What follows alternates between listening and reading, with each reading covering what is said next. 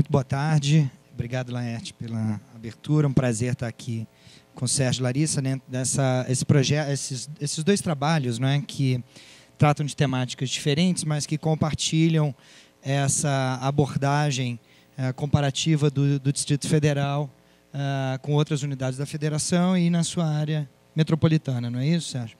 Então, acho que é oportuno que nós tratemos de ambos, embora de temáticas distintas, porque nos ajuda a colocar em perspectiva mais ampla a situação do DF, suas particularidades, suas diferenças, né, suas vantagens. Eu acho que a gente só começa a entender isso de fato quando adotamos uma perspectiva comparada. Então, eu fico muito feliz que vocês tenham caminhado, né, trilhado esse caminho, e estou certo que as apresentações vão ser bastante instigantes, vão gerar aqui um debate interessante para a segunda parte da nossa atividade. Então, eu vou passar a palavra para o Sérgio, né, isso que vai apresentar primeiro, e depois Larissa, e depois a gente abre para uma rodada de discussão assim que terminem as apresentações. Vocês precisam de mais ou menos quanto tempo cada um? Como é que vocês pensaram isso? 20? Mais um pouco, né? Tá bem. Então tá ótimo assim. Vou deixar você aqui sozinho, depois a gente remonta a mesa para a parte final, tá ok? Obrigado. Então, boa tarde a todas as pessoas aqui, também aos que vão futuramente assistir na filmagem do Toninho, né? Tem que me posicionar, né, Toninho? A marcação da luz, porque senão... Enfim, gente, então, nós vamos, como o Lúcio já adiantou, né, esse trabalho é um trabalho sobre o que nós estamos chamando aglomerado metropolitano de Brasília, né? A Larissa vai me ajudar aqui.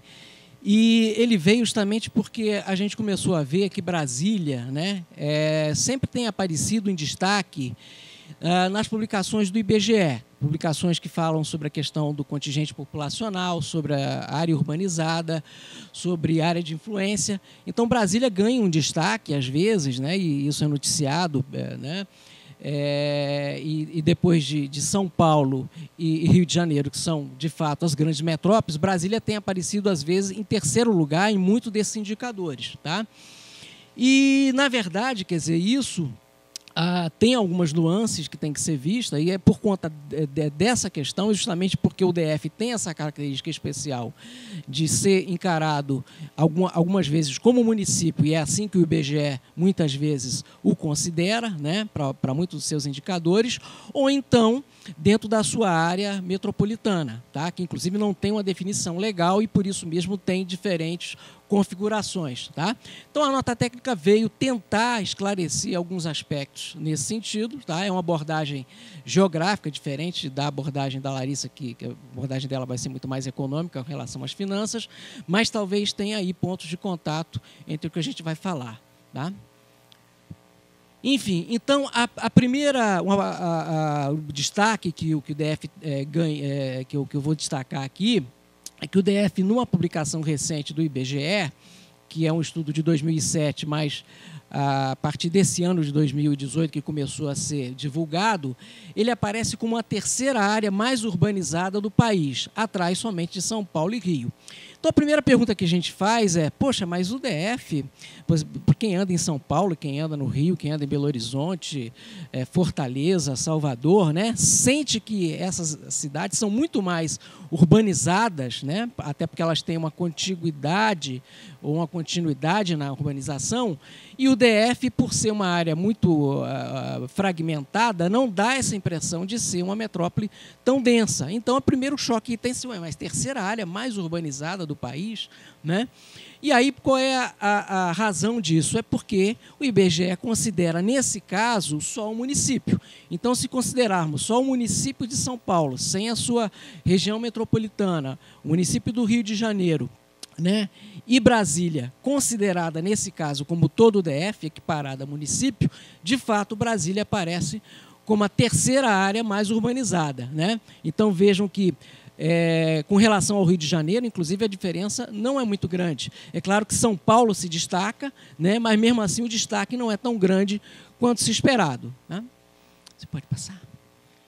Mas, quando a gente vê com outro outra delimitação que o IBGE também considera, que é a delimitação dos arranjos populacionais, tá? Que não é região metropolitana. O arranjo populacional ele se assemelha, em alguns casos, à região metropolitana, porque justamente é aquela área de influência metropolitana que um município tem, né? Que as capitais ou um grande município tem, né? E, nesse caso do arranjo populacional, Brasília já cai para o 4º lugar, porque aí são acrescidos os municípios na área da periferia metropolitana e podem ver que São Paulo salta, né, na sua área urbanizada, tá? Como o Rio também, né, já se distanciam bastante da terceira capital, que é Belo Horizonte, e Brasília, então, aparece em 4º lugar. Tá? Bom, e aí está o desenho, né? Eu hoje estou sem o apontador aqui, mas mostrando o que o IBGE considera como o arranjo populacional de Brasília, tá? Que, volto a dizer, não é a configuração nossa aqui da área metropolitana, mas essa é a área urbanizada. Ali temos áreas urbanizadas consideradas densa e pouco densa. Essa designação também do IBGE ela deve ser esclarecida porque não é densidade no sentido denso no sentido da densidade urbana, que até nós fizemos um estudo também a respeito, é mais da contiguidade. Então, ali, no vermelho mais denso, a gente tem essa área mais contígua, que é a área considerada densa, e a pouco densa são esses fragmentos, né, que é bem próprio dessa urbanização fragmentada que Brasília tem, não só fragmentada, mas difusa, quer dizer, as duas coisas ocorrem, né, e Brasília é considerada uma cidade, não só no Brasil, mas no mundo inteiro, que tem essa grande fragmentação, se a gente está considerando o DF, tá? Não Brasília plano piloto, porque Brasília é todo o conjunto. Tá? Pode passar, por favor. Então, o arranjo populacional do DF ele é formado pela aglomeração urbana, né, que tem o DF mais 10 municípios goianos. No passado, isso também já foi, antes da formulação pelo professor Aldo Paviani, da área metropolitana de Brasília, que tem uma nota técnica da Codeplan a respeito, né, essa configuração de DF mais 10 municípios era considerado o chamado aglomerado de Brasília, né?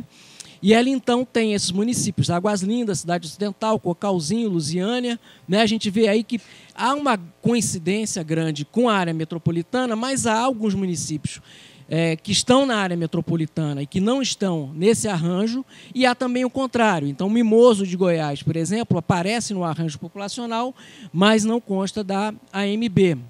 Já a AMB, né, ela consta Formosa, Alexandre e Cristalina, que não estão nesse arranjo populacional considerado pelo IBGE. O IBGE tem critérios específicos para considerar esses municípios, tá? Não só a questão da contiguidade, mas a questão da mobilidade, do tráfico de pessoas, né? E as relações também econômicas. Tá bom? E aí está a nossa área metropolitana de Brasília, né? Todos já conhecem, botei aí a figura mais para exemplificar. Pode passar, Larissa. Bom, e aí o segundo, quer dizer, enfocamos áreas urbanas. O segundo indicador, onde Brasília também aparece com destaque, são as estimativas populacionais. Então, Brasília, de novo, equiparada ao município, aparece como a terceira cidade mais populosa do Brasil. Tá? Mas, se a gente considera o arranjo populacional, ela já cai para 7º lugar. Né? E se a gente for considerar as regiões metropolitanas legalmente definidas, aí ela cai para a 8ª maior concentração. Então, as tabelas que a gente vai mostrar em seguida, né, mostrariam isso. Quer dizer, quando é considerado como município, Brasília está ali, ó, com 3 milhões, um pouco mais de 3 milhões de habitantes em 2017. São Paulo se destaca. Não, pode ainda deixar na outra, por favor? São Paulo se destaca, Rio de Janeiro, né? Mas está à frente de Salvador, à frente de Fortaleza. Tá? É claro, esses números também, vocês sabem que a professora Ana Maria Nogales tem feito um estudo revisando esses números, né? Tirando um pouco, talvez, do excesso de migração. Mas, de qualquer forma, o número não fica muito diferente. Depois a gente vai ver as projeções que eu também vou colocar aí da Ana. Enfim, pode passar a próxima, isso aí. Quando a gente já coloca as concentrações populacionais nas regiões metropolitanas, então o arranjo populacional de Brasília, tá? Que é aquela configuração DF mais 10 municípios, já cai para o 8º lugar. E aí, na frente dele, de fato, estaria Recife, Salvador, Fortaleza, Porto Alegre, Belo Horizonte, além de São Paulo e Rio, que é mais ou menos a lógica do que a gente vê, quer dizer, que são concentrações populacionais muito mais densas, mesmo considerando os municípios da periferia metropolitana, né? Tá ok. Então, enfim, a gente colocou a questão da área urbanizada, colocamos a questão populacional, e agora vamos falar um pouquinho, fazer um comentário, vamos dizer, desse esclarecimento, que é falar um pouquinho sobre o potencial de crescimento urbano desse aglomerado metropolitano de Brasília, tá? Que, pelas suas características, para mim, essa é uma opinião pessoal, e vou colocar os meus argumentos, seria o que reúne o maior potencial de crescimento urbano no país nos próximos anos. Por que isso? Primeiro, porque se a gente comparar com as outras aglomerações metropolitanas, Brasília é, como já tinha dito, a mais, que tem a morfologia mais difusa e fragmentada. Então, isso aí abre espaço, né? Isso, eu cito aqui 2 estudos, o do OGIMA, de 2017, que estudou as 37 principais aglomerações urbanas brasileiras e concluiu que Brasília é a mais fragmentada, tá? E tem também um estudo internacional de Malpese que coloca Brasília como a segunda área metropolitana mais difusa do mundo, tá? E também o próprio IBGE, no critério de contiguidade da mancha urbana, tem Brasília, o aglomerado metropolitano teria 45,5%, que é também um dos mais baixos percentuais. Então, essa questão, visualmente, a gente já vê que essa morfologia difusa, né, ela está muito clara. E o que acontece? Nessa morfologia, o que está acontecendo? Né? Ela já foi mais difusa no passado e ela progressivamente vem se conurbando, conurbação no sentido de estar se aglutinando, né? Essa mancha urbana está se aglutinando. Mas ela tem 2 características que ocorrem simultaneamente. Ela tanto está se expandindo horizontalmente, isso o trabalho que a gente fez com a SEGET mostrou isso, quer dizer, por mais também que Brasília já tenha se expandido, né, e essa expansão horizontalizada tenha tido um freio nos últimos anos, de alguma maneira continua acontecendo, tá? Quer dizer, essa difusão continua acontecendo. E, por outro lado, há o adensamento, né, que é, inclusive, a orientação das políticas urbanas. Em vez de expandir horizontalmente, que há custos grandes com a questão de alocação de infraestrutura, problemas na mobilidade, né, o que é mais racional é adensar. E isso tem sido feito, né? Algumas áreas urbanas de Brasília têm se adensado. Então, essas 2 coisas ocorrendo simultaneamente, de fato, pode gerar aí uma expansão urbana, né, grande. Tá? Qual é o terceiro fator? E esse terceiro fator é que a gente vai colocar bem, né? Você pode passar, que é a questão do crescimento populacional. Se a gente pega o percentual, a taxa do IBGE, de fato, é uma taxa muito alta, de 2,19. Tá? E aí vem o trabalho da professora Ana, que mais ou menos recoloca essa situação, né, no momento em que verifica que o percentual de imigração, de repente, estava sendo superestimado pelo IBGE. Mas, mesmo assim, as taxas, né, apesar de serem decrescentes, ainda são taxas bastante altas. Então, uma perspectiva de crescimento populacional, mesmo que desacelerando, aconteceria. É claro, a gente vê que não vai haver uma explosão urbana, né? Eu acho que a Ana é muito crítica quanto a essas visões, às vezes um pouco apocalípticas, que de Brasília vai virar uma São Paulo em pouco tempo. Mas a gente tem uma área que tem crescimento urbano bastante acelerado e que gera bastante problemas para a gestão. Tá? Bom, e passando, por favor, o terceiro critério, que eu não tinha falado ainda, que era a região de influência, que é outro trabalho do IBGE, um trabalho de 2007, que está sendo revisto e ainda não foi publicado a nova atualização, mas ele já mostrava em 2007 essa grande abrangência que o DF tem, né, com relação à sua influência. Por quê? Por ser o centro do poder federal. Então, as relações do DF, em vários aspectos, né, elas chegam a quase 300, a abranger quase 300 municípios, dentre eles 4 capitais regionais, 10 centros subregionais e 44 centros de zona, abrange uma superfície territorial bastante grande e quase 10 milhões de população, né? Isso em 2007, certamente hoje já maior, também com a participação no PIB nacional bastante impactante. E aí, enfim, quais são as nossas conclusões, né? Já fechando, quer dizer, a posição de Brasília se altera dependendo do indicador analisado, seja área urbanizada, concentração populacional, ou em função da delimitação geográfica que a gente está considerando, o município, arranjo populacional ou área metropolitana, no nosso caso, tá? Quando equiparada a município e restrita ao DF, Brasília tem uma posição realmente destacada nesses 2 indicadores, áreas urbanizadas e municípios mais populosos, mas quando a gente a vê como aglomerado metropolitano, então ela já cai no ranking, e aí eu acho que está mais adequado para a situação que a gente vê. Tá? Pode passar? E, enfim, quer dizer, tem esse grande potencial de crescimento urbano, que eu coloco à discussão, tá? É um posicionamento talvez polêmico, tá? Mas a ideia era realmente provocar nesse sentido, e dentro desses argumentos da morfologia urbana dispersa e pouco adensada, tá? Eu acho que isso, inclusive, é que durante o boom imobiliário, né, a gente viu muitas firmas de construção vindo para o DF, talvez já na expectativa de que houvesse um mercado crescente na questão da expansão imobiliária. Isso mais ou menos se frustrou em função da crise, mas as condições eu acho que continuam colocadas aí. E a questão de ser um polo dinâmico, tá? Que aí acho que o trabalho da Larissa vai discutir um pouquinho isso, mas embora com a crise fiscal, né, e mesmo com toda a desigualdade que a gente vê, eu acho que se mantém. Quer dizer, a questão do polo dinâmico se mantém. E o meu argumento nesse sentido são os vetores de crescimento que a gente tem, né? Quer dizer, aí a perspectiva urbanística, você pode passar, por favor?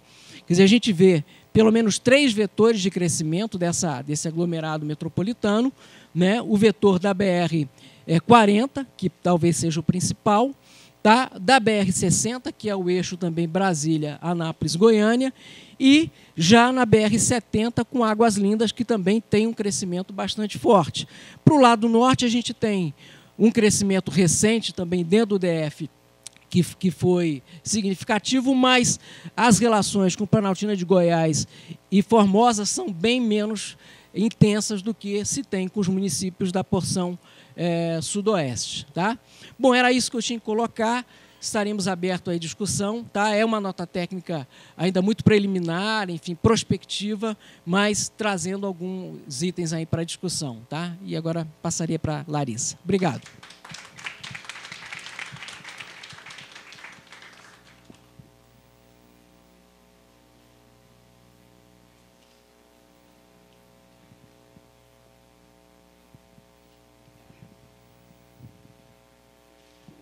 Boa tarde, agradecer primeiro a presença de todos, inclusive do coautor.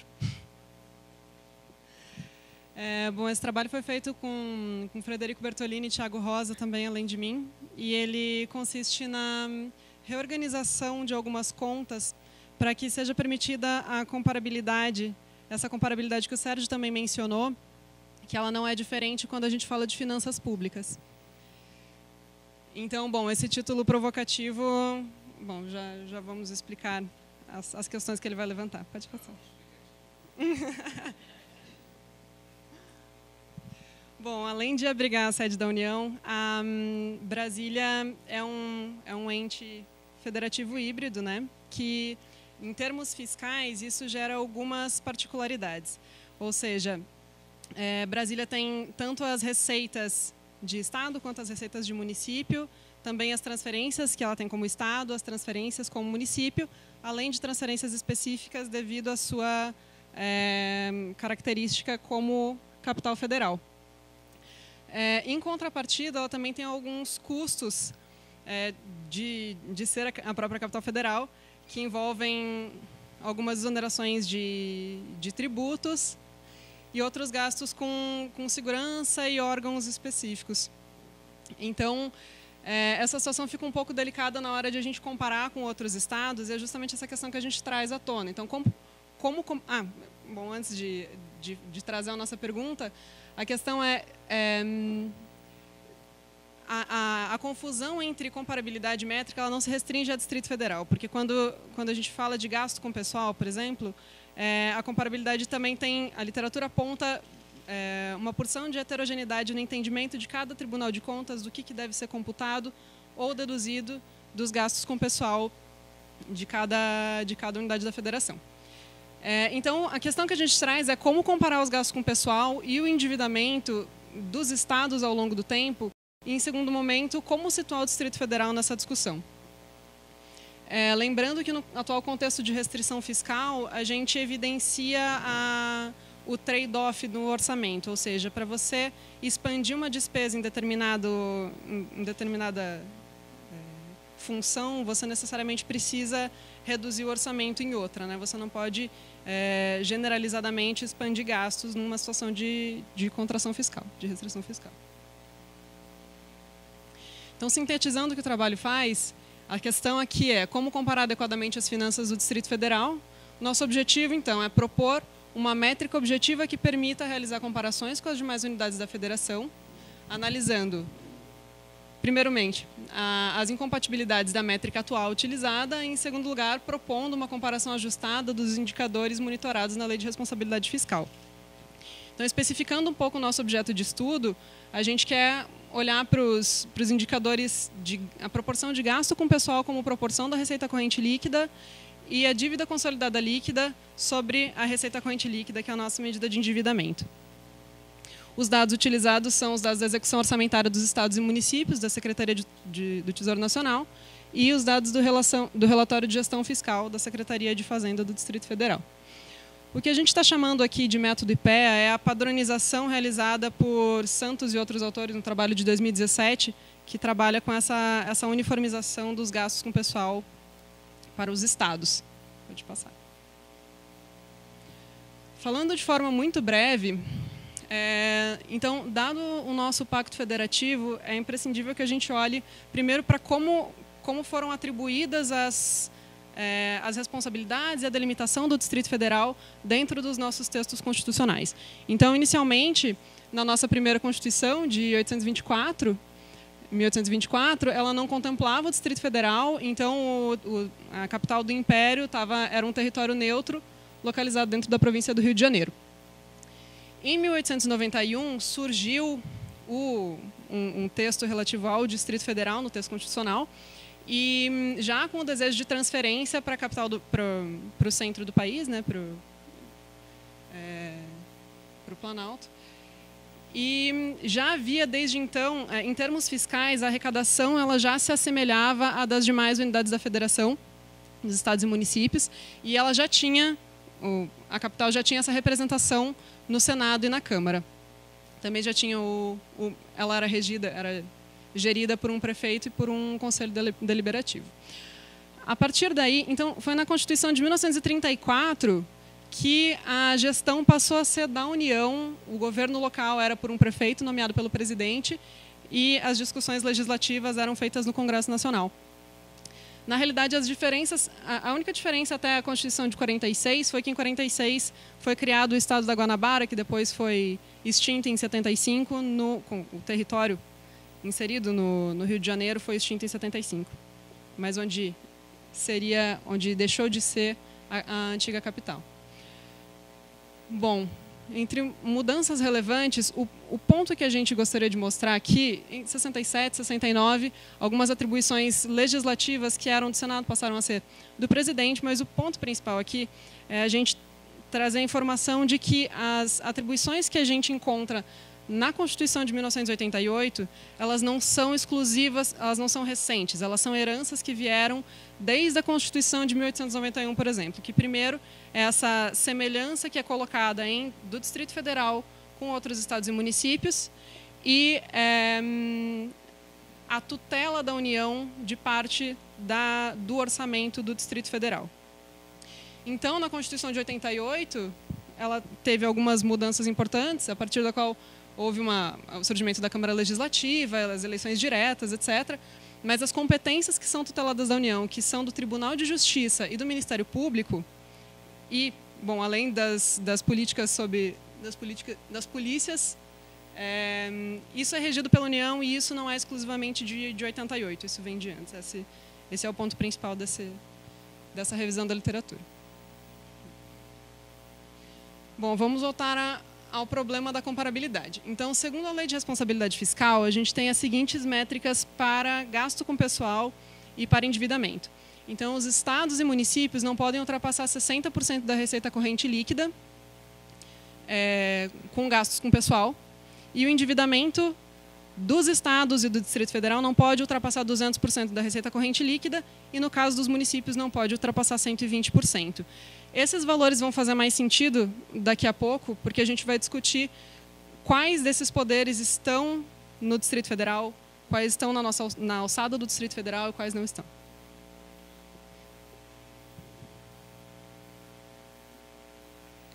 Qual que é o problema do reporte realizado pelos estados? O problema é que a literatura indica, e especialmente a literatura do que a gente apelidou de método IPEA, mas consiste nessa padronização do que é entendido como gasto com pessoal.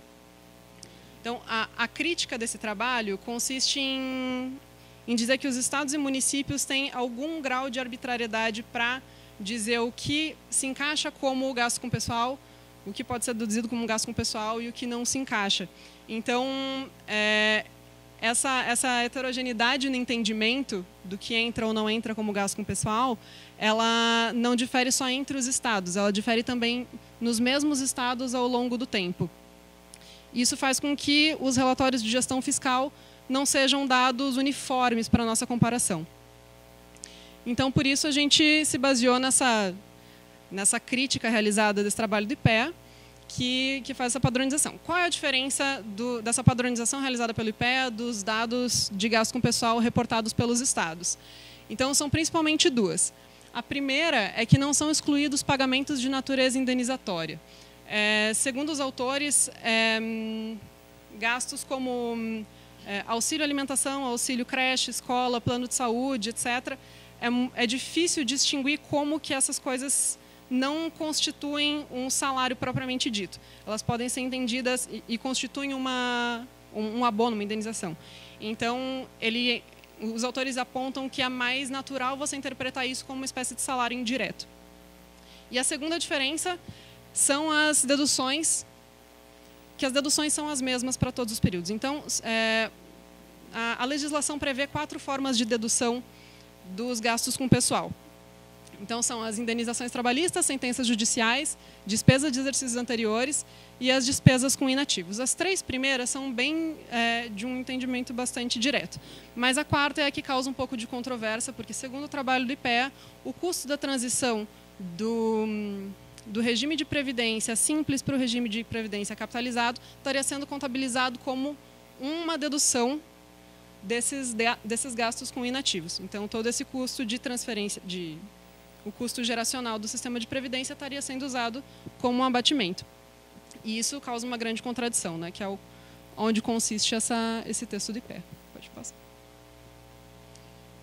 Bom, essa padronização realizada pelo IPEA, então, supriria o nosso primeiro problema, que é padronizar o que é gasto com pessoal entre estados. Mas a gente tem um segundo problema, que é o que é gasto com pessoal no Distrito Federal e como comparar o Distrito Federal com as outras unidades da Federação. Por exemplo, esse é o relatório, o demonstrativo de receita corrente líquida. E aqui a gente pode ver o dos estados, dos municípios e do Distrito Federal. Então, a gente pode ver que as receitas correntes, entre as receitas tributárias do Distrito Federal, são acumuladas as receitas de ICMS, PVA e TCD, que são estaduais, mais as municipais, IPTU, ISS e TBI, e mais as transferências que são do Fundo de Participação dos Estados e do Fundo de Participação dos Municípios. Além disso, ainda tem o Fundo Constitucional do Distrito Federal, que já está previsto em Constituição, mas que ele corresponde a um montante de extrema relevância para o orçamento do Distrito Federal, que, bom, se a receita corrente líquida de 2017 correspondeu a 20,7 bilhões, a transferência do Fundo Constitucional no mesmo ano foi de 13 bilhões em 2017. Então, só para vocês terem uma ideia da relevância do fundo para o orçamento local.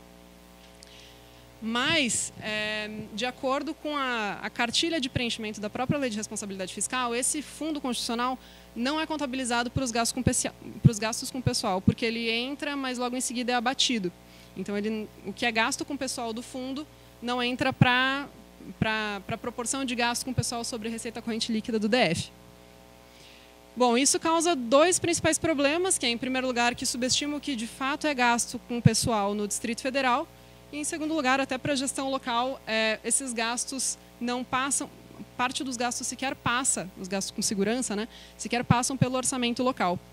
Então, não se pode mensurar, de fato, quanto está sendo gasto com educação, com segurança.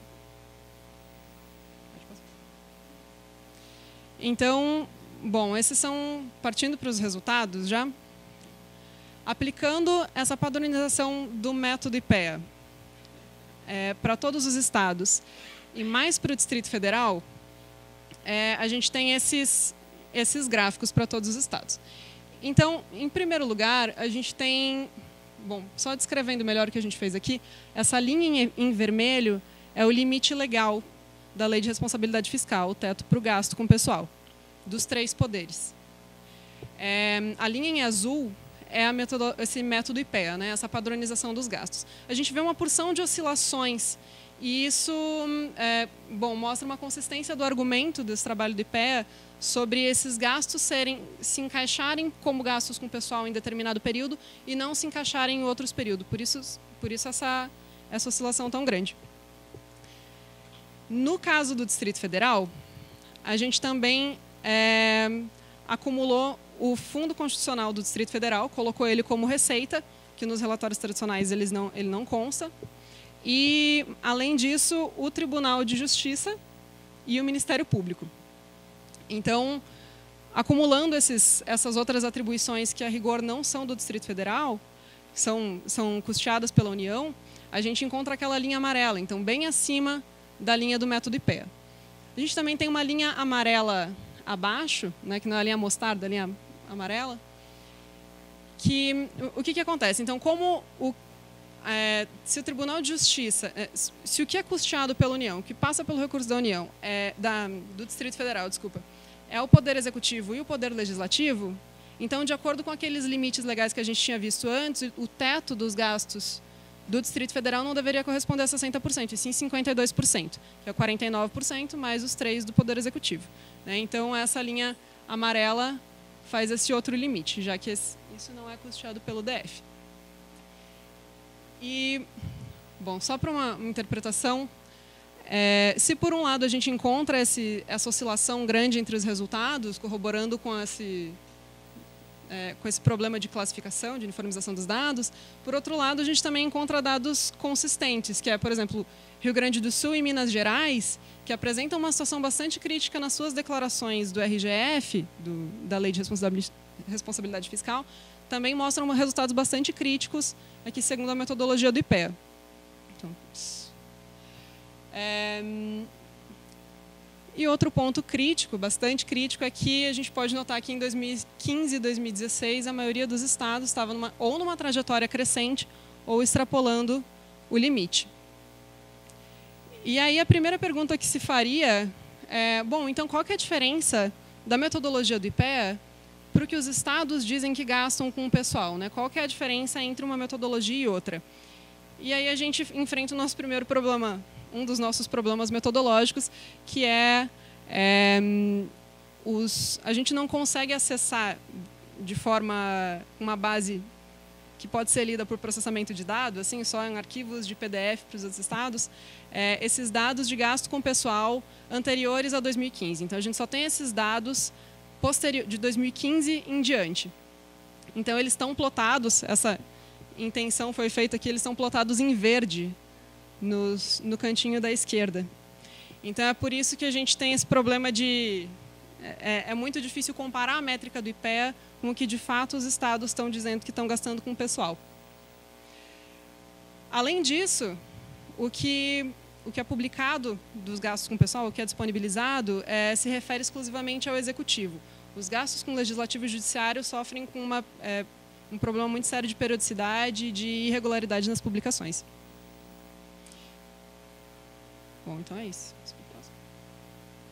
Então, no caso do Distrito Federal, a comparação ele já estaria se aproximando do limite e adicionando os gastos com Justiça e Ministério Público, ele se torna comparável ao demais, mas ele estaria numa situação ainda mais grave nos gastos com o pessoal.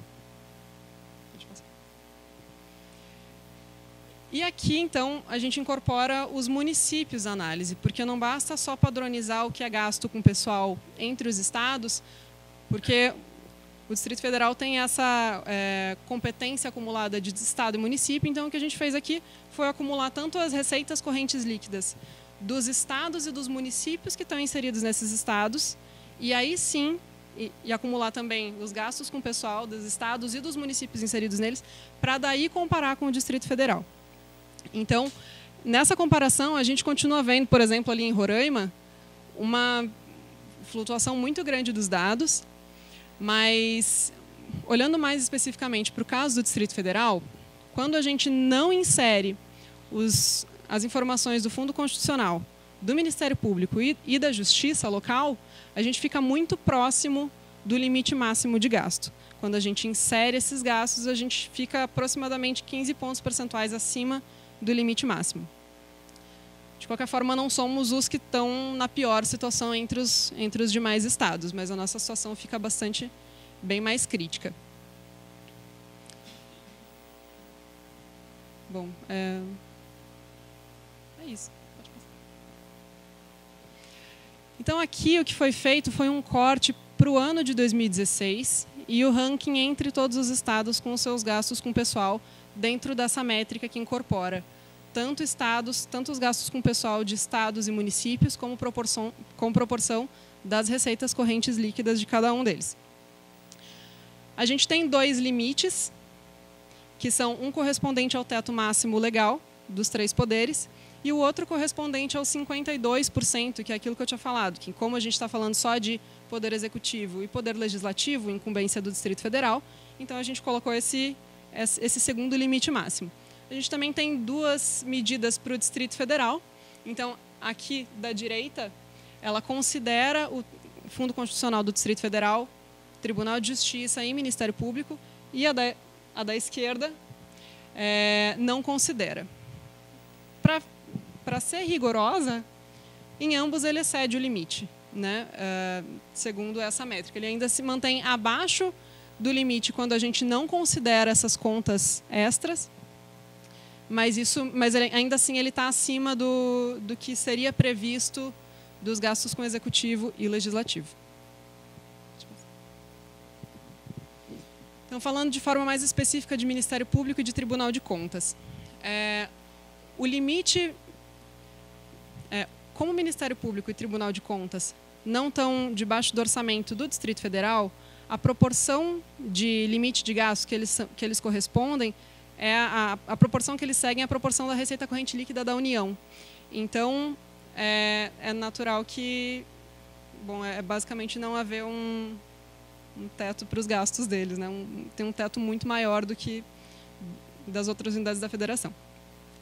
Então, se a gente considerasse eles, ao invés de como proporção da receita corrente líquida da União, se eles fossem uma proporção da receita corrente líquida do Distrito Federal, como que eles se situariam? Então, o limite máximo é esse aqui, de 2% para o Ministério Público e de 6% para o Tribunal de Justiça, e apesar dessas trajetórias serem decrescentes, eles estão sistematicamente acima desses limites máximos.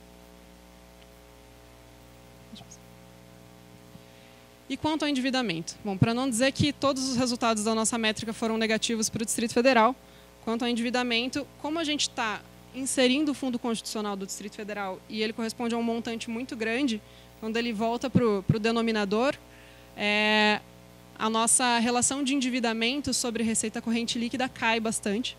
Então, só lembrando que o limite de endividamento, pela Lei de Responsabilidade Fiscal, é de 200% para os estados. Então, a nossa medida caiu aqui, olhando pelo eixo na direita, de 30%, de 30 e poucos por cento para 20 e pouquinhos por cento. Então, a gente já estava bem distante sem considerar essa nova métrica e se encontra uma condição de maior solubilidade ainda considerando essa métrica. Bom, então era isso. A gente levantou algumas... Bom, esse título provocativo, na verdade, Cinderela, Gata Borralheira ou Só Mais Uma no Baile, ele é uma brincadeira, mas a gente faz uma analogia a se o Distrito Federal tem um tratamento, de certa forma, privilegiado, então essa coisa da princesa, né? Ou se ele tem uma porção de incumbências e atribuições que fazem com que ele esteja desvalorizado, assim, sobrecarregado em termos de gasto em relação aos demais. Seria uma analogia à Gata Borralheira. Então, em termos de gasto com o pessoal, quando a gente faz essa comparação, a gente encontra que o Distrito Federal está situado mais para o lado da princesa. Então, considerando essa métrica, a situação dele fica pior. Então, sem a métrica, ele está numa situação melhor. Quanto ao endividamento, o endividamento a gente fica numa situação muito melhor quando se considera essa nova métrica. Bastante melhor, né? Mas a gente considera como só mais uma no baile, quando a gente olha para o reporte de todos os estados e vê essa sistemática... esse reporte sistematicamente migrando para quando é gasto com pessoal, quando não é gasto com pessoal, de forma que o gasto com pessoal e o endividamento podem ser observados como uma ferramenta política, né? Então, bom, é só mais uma no baile quanto à heterogeneia do reporte. E daí a gente coloca os próximos passos que a gente pretende desenvolver. Então, algumas das frentes são construir uma nova métrica para dívida consolidada líquida, então fazer essa mesma investigação que foi feita pelo trabalho do IPEA, mais para endividamento, ver como esse endividamento é reportado por todos os estados, por todos os municípios, e ver se essa heterogeneidade se mantém. Outra frente é explorar os componentes do gasto com o pessoal, então, tanto nessa quanto na próxima, que é identificar os determinantes para essa elevação dos gastos com o pessoal dos últimos tempos. E qual dos gastos dentro do gasto com o pessoal como um todo tem crescido. Bom, e é importante ressaltar também que não foi um objetivo nosso identificar quais os custos de ser capital, que também é uma outra frente que pode ser explorada, ou seja, quais órgãos, quais prédios e quais atribuições do Distrito Federal elas custam mais por ser capital e custam menos quando não se é capital. Então, isso foi uma questão que a gente não contabilizou, mas é uma frente que pode ser explorada também. É isso. Obrigada.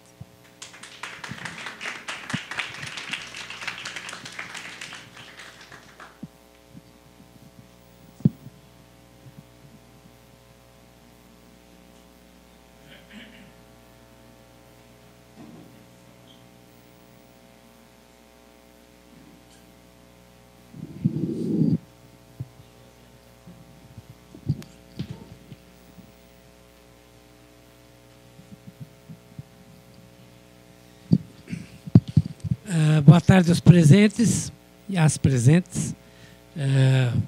Eu vou abrir para o debate. Antes, quero fazer algumas considerações, porque, na minha visão de geógrafo e, enfim, de grande interessado na capital federal, eu tenho que dar os parabéns para os dois expositores, né?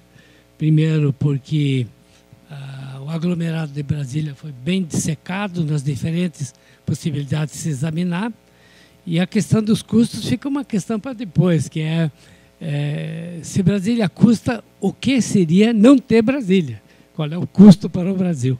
Bem, vou abrir para o debate. Tem alguém da imprensa que queira se manifestar? Pessoal do DF Notícias, não? Então está aberto para os demais presentes. Sim? Ei.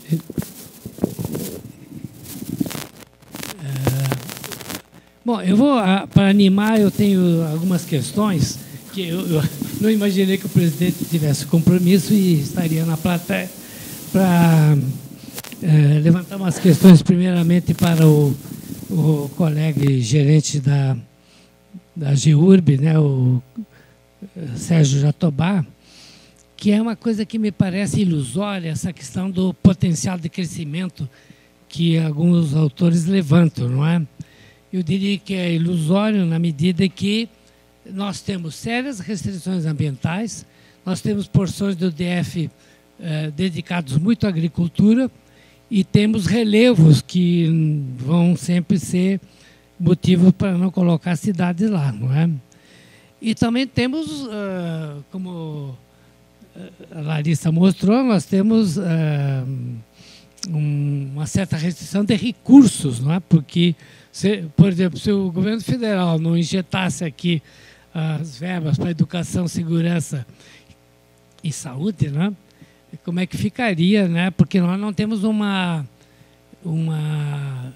digamos, uma produção que gere impostos compatíveis com o custo de 2 milhões, né, Ana Maria, 2.900.000 habitantes, não é? Então, quer dizer, Brasília seria muito parasitária, não é? E, desculpe falar assim, né, uma cidade que me adotou, mas eu também a adotei e ela merece ser dissecada até para que melhore no futuro, não é? Uma outra questão que eu gostaria de aprofundar, não vamos ter muito tempo, né, porque na virada do ano, quem sabe lá o que vai acontecer, mas uma coisa que eu sempre estou confabulando é a vantagem e a desvantagem de termos tido polinucleamento, não é? Você tinha entre uma cidade e outra espaços intercalares com muita vegetação, nascentes, a bicharada toda, né? Enfim, que é interessante. Tanto de vez em quando eu acho um tigre em plena cidade, né? E outros bichinhos também, né? Então, quer dizer, a parte ambiental estaria, digamos, privilegiada com o polinucleamento, não é? Enquanto que alguns que querem fazer a cidade ficar a serviço dos transportes querem conurbar. Então eu coloco os pares ideológicos ou financeiros, conurbar ou polinuclear. E a terceira questão, Sérgio, eu acho que você já meditou muito, a gente conversa muito sobre isso, é a grande possibilidade dessa capital ter uma periferia metropolitana, os 10 ou os 12 municípios, como uma reserva para o futuro você descentralizar a cidade, porque ela não pode ficar do jeito que está, em função até do congestionamento diário, né? Que tem custos elevados, sobretudo na paciência de quem trafega, né? Então, eu acho que é isso, né? Quem mais quer fazer alguma manifestação? Ana Maria, por favor. E obrigado por apresentar um trabalho tão precioso. Boa tarde. Desculpe a voz, praticamente sem voz. Inicialmente, eu sou Ana Maria Nogales, diretora de Estudos e Políticas Sociais aqui da Codeplan. Queria parabenizar os dois trabalhos, todos os autores, dois trabalhos bastante instigantes. E eu queria fazer uma pergunta única para os dois. E que eu acho que não foi considerado, né, perspectiva, como o Jatobá coloca, de o crescimento urbano. E também, a Larissa falou rapidamente, eu queria saber como é que entra esse gasto com o pessoal. O Brasil está sofrendo transformações, e uma das grandes transformações populacionais é o envelhecimento. Nós estamos envelhecendo rapidamente. Então, não há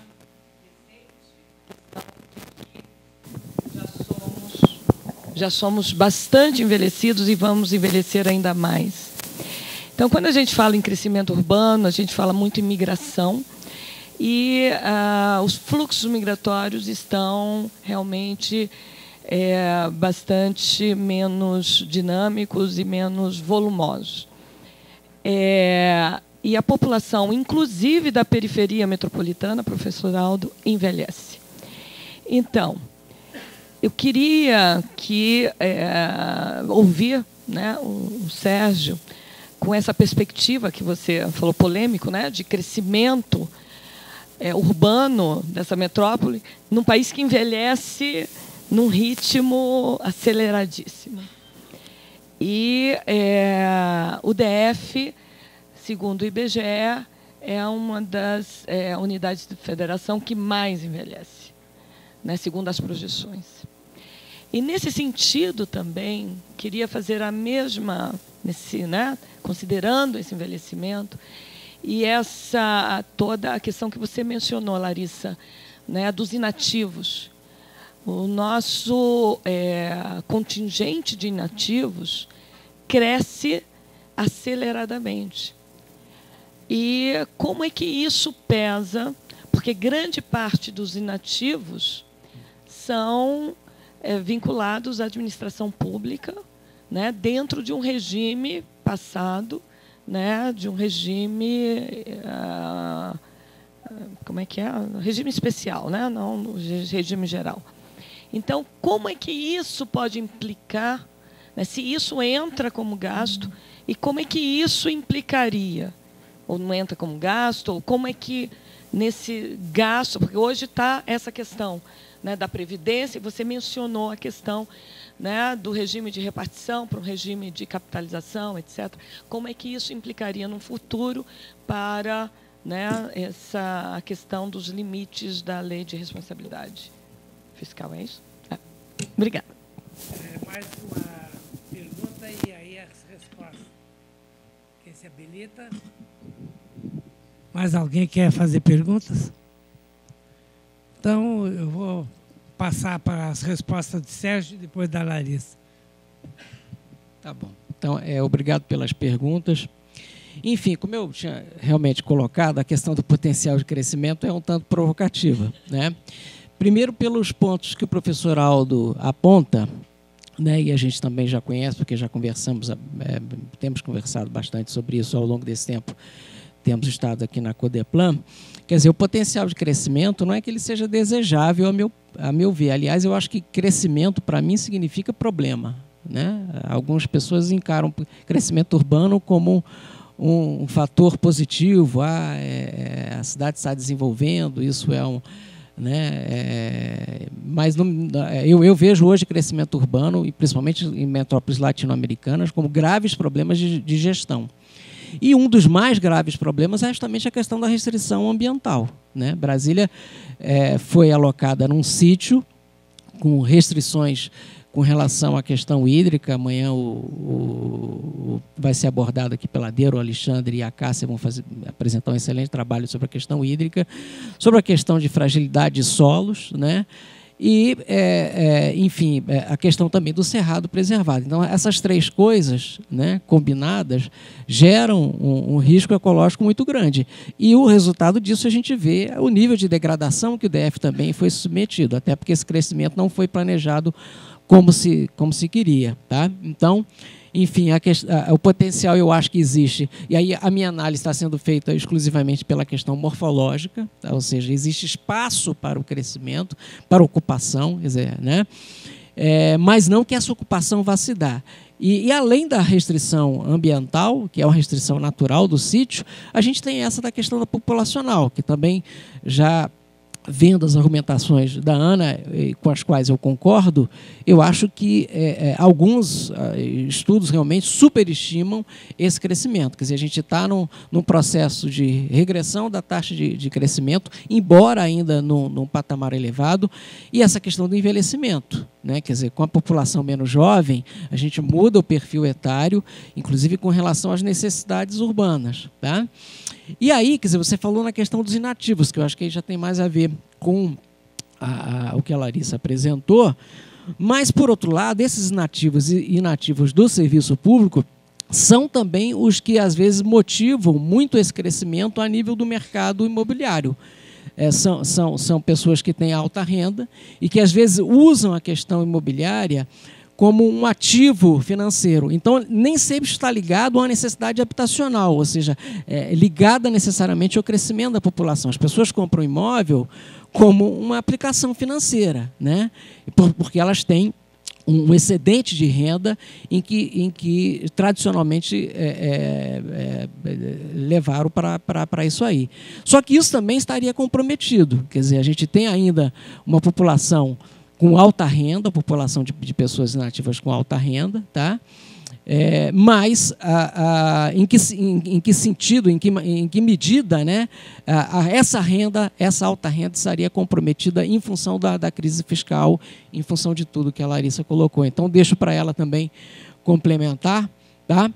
Que eu acho que é uma incógnita. Quer dizer, fisicamente a cidade tem as condições para um crescimento que vai além do desejável, né? E o que a gente já tem visto que não é desejável. Mas, do ponto de vista da questão demográfica e da questão fiscal, há outras questões a serem contrabalanceadas. Tá? E aí o futuro, a previsão do futuro realmente é muito difícil, mas são vários fatores que têm que ser vistos aí. Certo, Larissa. Obrigada pela pergunta. Teve uma questão que não foi possível explorar muito, até por...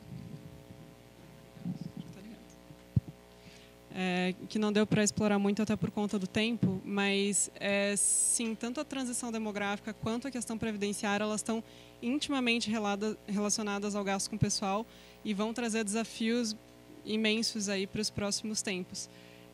No que diz respeito aos estados, existe o regime próprio de previdência social, que pode ter sua repartição simples ou capitalizada. Então, no ano passado, 18 estados estavam fazendo essa transição para o regime do regime simples para o capitalizado. A diferença é que, quando você está no simples, você tem esse financiamento intergeracional.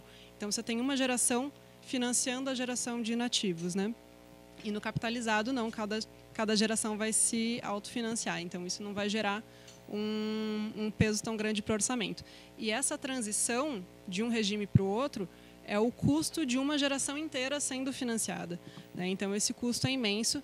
E desses 18 estados que estavam fazendo essa transição de um regime para o outro, boa parte deles abriu mão e deixou de fazer essa transição por conta da restrição fiscal. Então, não só nas discussões estaduais, como também nas discussões da esfera federal, isso vem sendo discutido. Então, exatamente isso que você falou. Assim, tem o fator estrutural, que é o fator da transição demográfica que vem acontecendo, mas também existe uma herança que vem aí desde a Constituição de 88, com uma porção de gastos carimbados, que vem trazendo medidas como o de teto do gasto e outras medidas fiscais que vão se tornando cada vez mais alarmantes à medida que o tempo vai passando. Então, acho que são grandes desafios para serem enfrentados nos próximos tempos. Que mais se habilita a pergunta? Segunda rodada. Alexandre? Nada mais? Hein? Alexandre, é para amanhã, né? Eu queria aproveitar a oportunidade para o seguinte. Temos amanhã a Cássia e o Alexandre apresentando um trabalho sobre a questão hídrica do DF. Todos são convidados. E também queria convidá-los para participar na Universidade de Brasília, no Núcleo do Futuro, pertence ao CEAM, que é Centro de Estudos Avançados Multidisciplinares, num grupo chamado Construção Geográfica do Espaço. Na sexta-feira, às 16 horas, na FAO, nós vamos ter um debate sobre uma obra que estamos organizando coletivamente sobre as várias questões urbanas da construção geográfica do espaço, mas é urbana, é urbanística, é arquitetônica, etc., demográfica, enfim. Todos são convidados para esse evento, porque nós estamos, de alguma maneira, muito honrados com a consideração do coordenador-geral do Núcleo do Futuro, o professor Isaac Reutemann, dos 11 núcleos temáticos, tem saúde, política, etc., nós estamos na ponteira pela nossa garra em tocar os nossos projetos.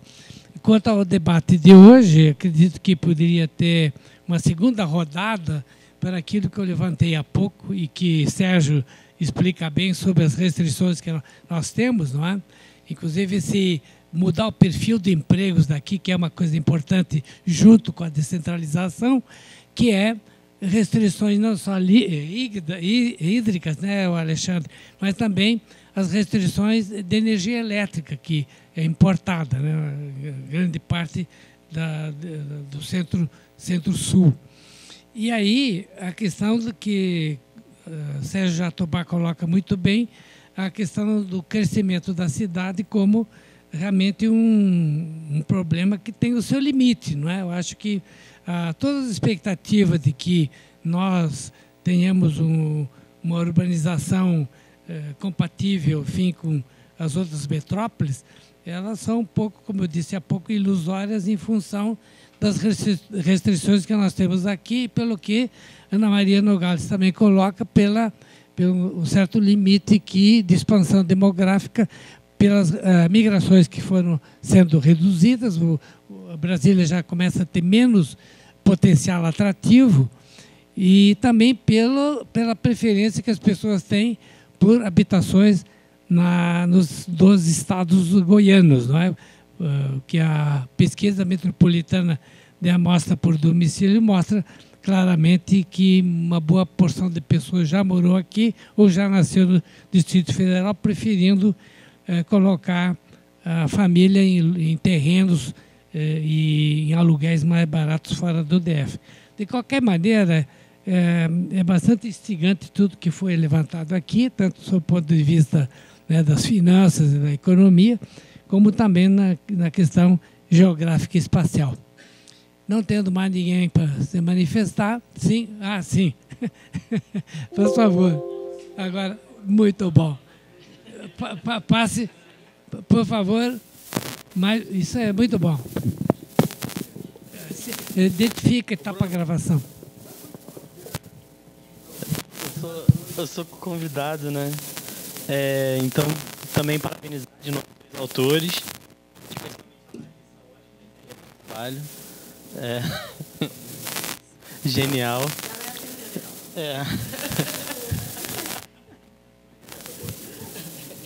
Então, mas eu acho que é bacana, né, nessa abordagem, até para usar a palavra fábula, diferenciar que os especialistas em legislação chamam da peça orçamentária federal e a realidade de quanto dinheiro entra e de quanto dinheiro é gasto, né? Eu acho que isso que é para a sociedade,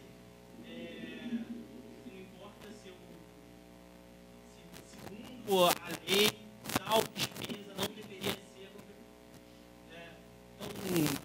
gastos com vale alimentação não são gastos com pessoal. Varela. Do ponto de vista legal, pode ter sentido. Do ponto de vista da vida real e do que a sociedade está puxando para que a máquina pública funcione, sim, esses recursos eles são salários diretos, como você coloca. Então, eu acho interessante a gente enfatizar bastante esse ponto, né? Assim, do que é o orçamento de verdade na prática e do que são contas que especialistas em legislação fazem. São coisas muito difíceis, porque no fim do dia o que vai importar é esse lado mais real do orçamento, né? Menos e da fábula. Mas eu queria que você explorasse um pouco duas coisas que a gente não trabalha no paper, mas que eu acho que são bacanas para explorar e para o futuro, que, em primeiro lugar, a ideia de custo político da austeridade, assim, quanto que custa do ponto de vista político para um incumbente adotar práticas austeras no orçamento e se existem e diante disso, quais são os incentivos para que os próximos incumbentes adotem ou não esse tipo de prática, não só de austeridade, mas também de transparência. E aí, quando entra a transparência orçamentária, ou seja, que fique claro o quanto que a sociedade está de fato puxando, que eu discutir se existe um uso estratégico da LRF, do ponto de vista daquelas variações que obviamente não tem como ter tanta variação no orçamento, e aquilo é fruto de decisões também judiciais as decisões que incorporam esse elemento estratégico por parte dos políticos. Então, Renato, se você explorasse um pouquinho essa possibilidade do estratégico dos limites legais da por parte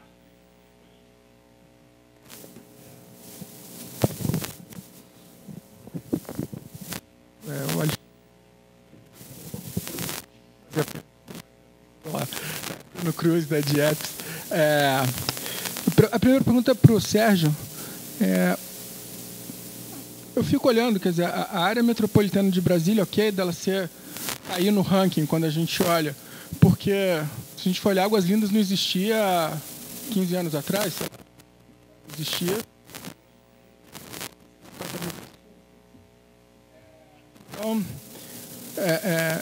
é uma comparação também um pouco injusta com a área metropolitana de Brasília, que cresceu muito forte. Então, acho que tinha que contextualizar um pouco isso. Mas um ponto que eu acho muito interessante do teu possibilidade de crescimento ao longo das vias, né? Que foi o que norteou Valparaíso, Águas Lindas, Novo Gama, tudo foi crescendo ao longo das rodovias, né? E aí, uma pergunta que eu ia te fazer, quer dizer, existe essa proposta do trem metropolitano, né?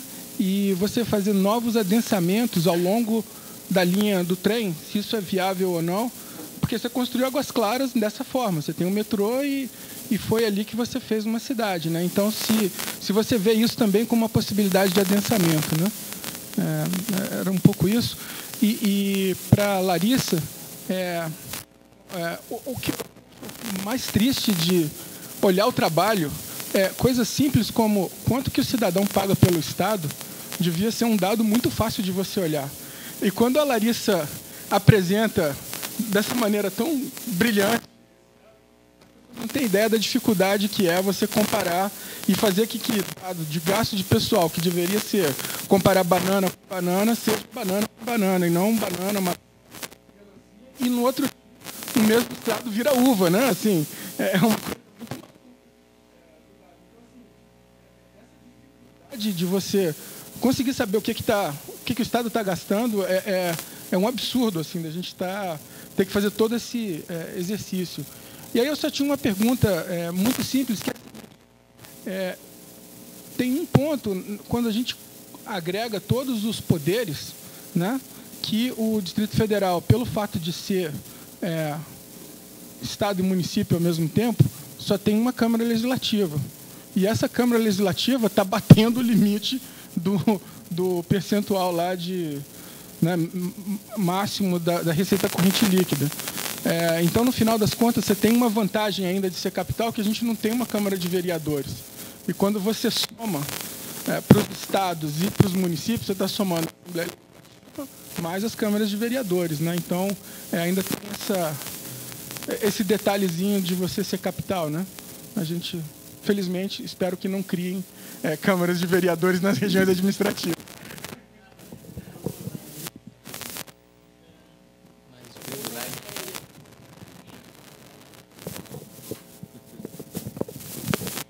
Eu só ia fazer um comentário, já que fui provocado, NV. Parabenizar os dois autores, eu acho que eu já até andei divulgando o trabalho da Larissa lá pela CEGET, o pessoal estava aqui também para ver, porque eles estavam fazendo essa discussão, eu acho interessante. Eu acho que vocês tocam num ponto central, assim, que é quanto custa o Estado. E eu acho que às vezes as pessoas falam assim, não, mas o governo federal tem que investir mais no próprio Distrito Federal. Aí eu falo, olha, o Estado brasileiro, ou seja, a sociedade brasileira já coloca muito dinheiro no Distrito Federal. Ela paga toda a folha do funcionalismo federal aqui dentro. Esse dinheiro, que eu acho que é uma coisa que acho que é importante, talvez você possa falar um pouco pelo lado da receita, talvez você pudesse explorar um pouquinho mais, é que esses recursos transformam o Distrito Federal na maior renda per capita do país, transformam o Distrito Federal num grande mercado consumidor. E aí o problema é que você não gera uma base produtiva para cima do qual o Estado possa tributar. Porque você acaba tendo que importar 99% de tudo que você produz, que você consome no Distrito Federal, vem de fora, né? Então você não tem uma base comercial, industrial e tal, né? A nossa renda está toda em cima de salários, né? 70%, 60% em cima dos salários do funcionalismo federal, que é uma outra questão, né? Então, eu acho que talvez você possa discutir um pouco mais essa questão da receita, o que você acha, o que você viu ali e tal. E para o Sérgio, eu acho que o Sérgio toca num ponto importante, que é a diferença entre crescimento e desenvolvimento, né? E essa questão, assim, eu acho que o Distrito Federal tem potencial para crescer em termos urbanos e espaciais. E aí você poderia comentar o que é a diferença entre você criar imóveis para investimento. A gente estava analisando hoje de manhã a questão da China, né, e a quantidade de imóveis vagos, e a diferença disso retornar em forma de desenvolvimento para a cidade, porque você espraia a cidade, você investe na questão imobiliária, aí tem a questão do preço da terra, mas talvez não resulte em um benefício para a sociedade, né? Pelo contrário, você vai consumindo terra, vai consumindo cerrado e vai consumindo mananciais de água sem talvez um contraponto produtivo, um contraponto de riqueza para a cidade, enfim. Então, acho que essas são as reflexões que me vieram dos dois trabalhos de vocês, que juntos funcionaram muito bem, apesar das linguagens, né, tão distintas, né?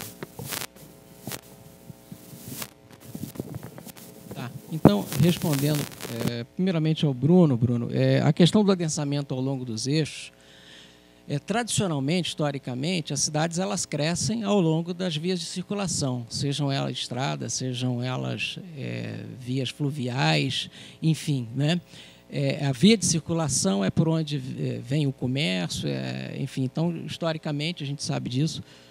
E juntando aí a questão econômica com a questão urbana, não é isso que acontece. E não foi diferente aqui. O eixo sudoeste, ele desde a década de 70, né, mais fortemente, mas mesmo de 60 já estava se colocando como eixo de adensamento, depois ali na BR-60 também, e mais tardiamente a BR-70, ou seja, toda essa parte sudoeste foi uma parte que foi muito enfim, impactada por esse crescimento ao longo de eixos, e porque também existiam as condições, né, não só migratórias, que a migração era muito mais forte, foi muito mais forte no passado, e de crescimento populacional também, mas porque morar no DF era muito caro. Então, isso, combinado com a questão da desigualdade, fazia com que muita gente que nascia do DF, ou que estava dentro do DF, ou que nem chegava a entrar no DF, porque o custo aqui era dos migrantes que vinham não conseguiam se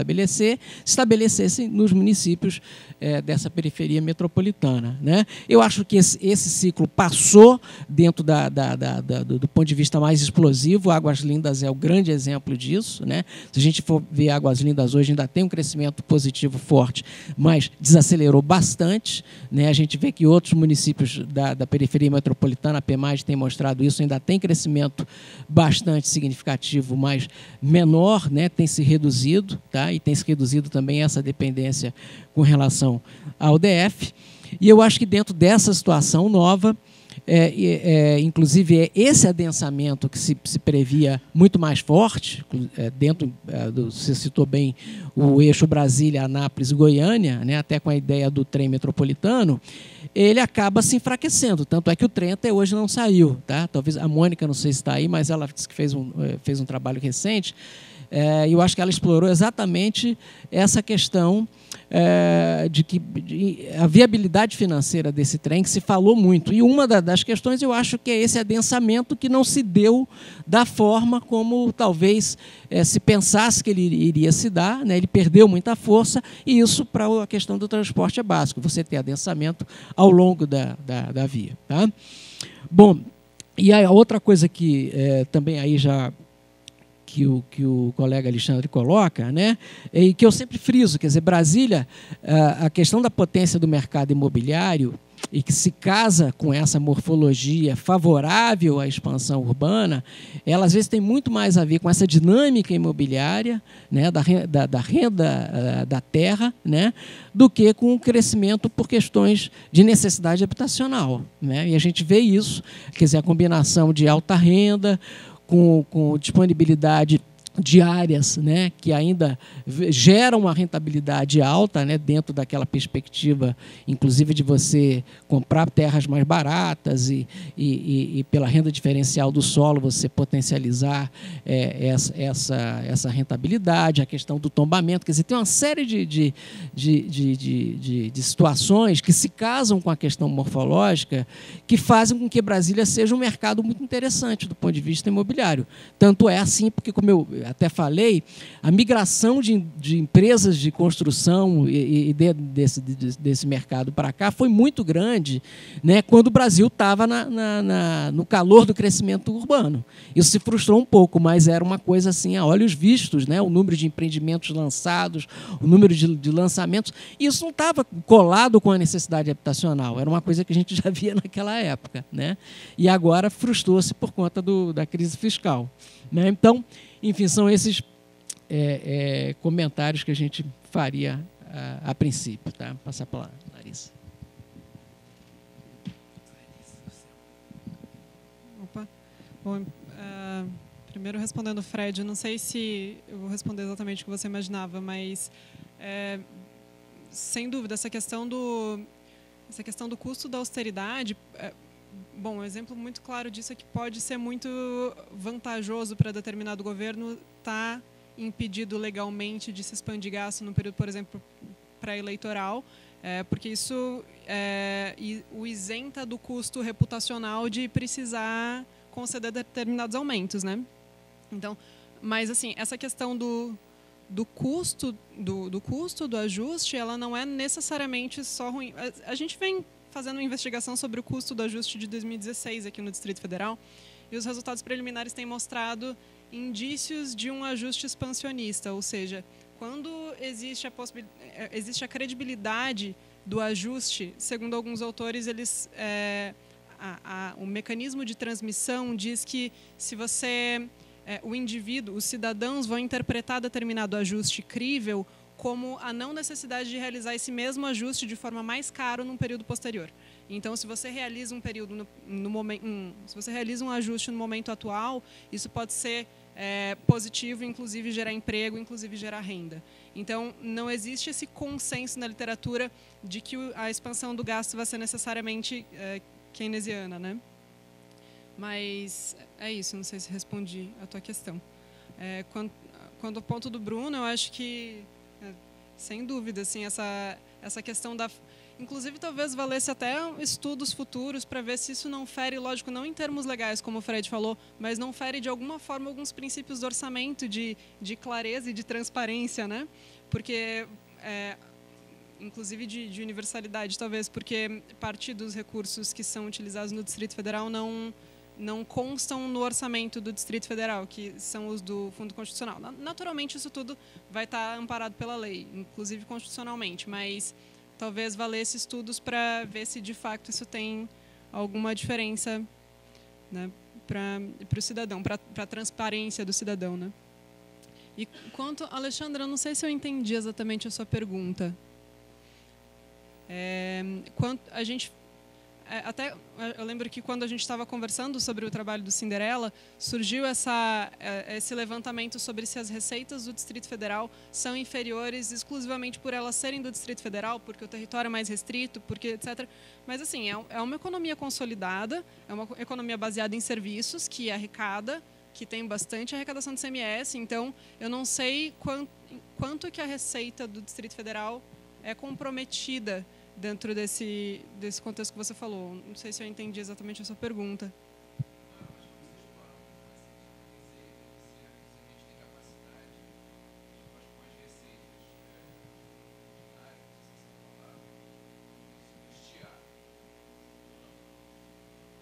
Então, mas aí o que é se custear? Se custear é custear as despesas que também envolvem os custos relacionados à União. Por exemplo, quando você tem embaixadas e consulados que são isentas da contribuição de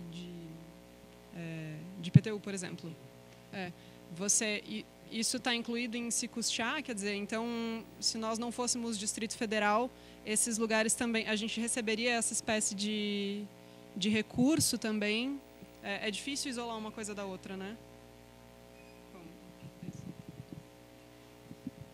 mais alguma questão? Eu tenho a impressão que levantamos questões que não cessam aqui, não é?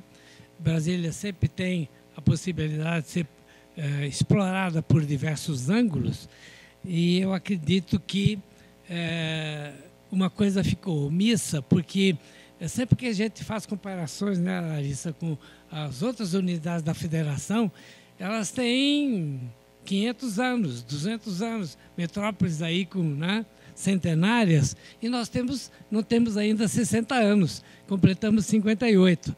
Então, quer dizer, muito chão vai ser percorrido para nós mudarmos as coisas sob o ponto de vista espacial e sob o ponto de vista econômico. Sobretudo porque eu prego que precisamos ter empresários capazes de fazer investimentos aqui em outras atividades que até Sérgio levantou, que não fosse a imobiliária, né? Que fosse a atividade produtiva, que produzisse, por exemplo, alimentos, geleias, pães, o que fosse, não é? Quer dizer, você não importa, se você, no café da manhã, você olhar qualquer pote que você abra, um iogurte, não é produzido aqui, quer dizer, então, quer dizer, por que não ter investimentos para você? Primeiro, as cidades satélites, lá eu ainda chamo assim, apesar da proibição, as regiões administrativas, elas teriam potencial para ter aquela espécie de indústria de fundo de quintal, né, com as devidas obediência às regras sanitárias, né, para produzir também vestimentas, etc. Já tem, não é? Mas eu acho que nós temos uma gama de atividades que podem ser desenvolvidas para gerar renda, não é? E impostos para, talvez, no futuro, daqui a mais 50 anos, Brasília não precisa ser mantida pelo governo federal e pela população brasileira como um todo. Bem, eu acho que temos mais assuntos a tratar sobre Brasília. Eu agradeço a presença de todos e encerro a presente sessão. Obrigado a todos.